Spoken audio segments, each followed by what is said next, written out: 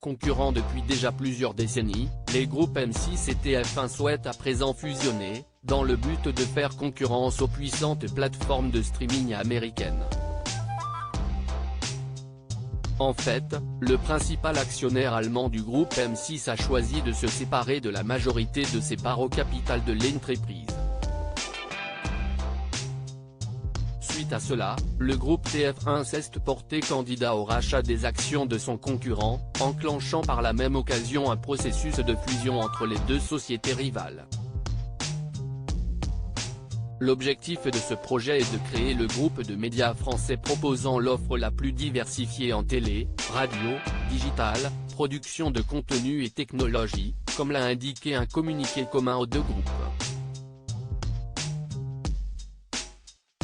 Concrètement, le principal actionnaire du groupe TF1, qui n'est autre que le groupe Bouygues, va débourser pas moins de 641 millions d'euros pour racheter 30% du capital du groupe M6, qui appartient pour l'instant à RTL Group. L'entreprise de médias allemande ne se désengagera pas totalement de la société dirigée par Nicolas de Tavernost, car elle conservera tout de même 16% du capital de la nouvelle entreprise issue de la fusion entre TF1 et M6. Par la suite, Nicolas de Tavernost deviendrait le principal dirigeant de cette nouvelle société, tandis que l'actuel PDG de TF1, Gilles Pélisson, serait nommé au poste de directeur adjoint du groupe Bouygues, en charge des médias et du développement. Cependant, ce projet de fusion entre TF1 et M6 risque de ne pas aboutir.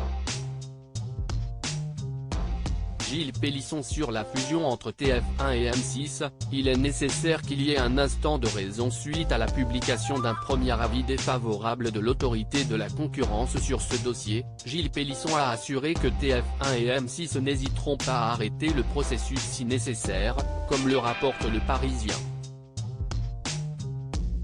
Le rêve que nous avons partagé, d'un champion français de l'audiovisuel, note de la rédaction, n'est pas forcément partagé à ce stade par l'analyse des services d'instruction, note de la rédaction, de l'autorité de la concurrence. À partir de là, avant que le rêve ne devienne cauchemar, il est nécessaire qu'il y ait un instant de raison, de réveil, en se disant peut-être que mon rêve va s'arrêter là, a-t-il déclaré. Pour rappel, les groupes TF1 et M6 seront auditionnés par le Collège de l'autorité de la concurrence les 5 et 6 septembre 2022.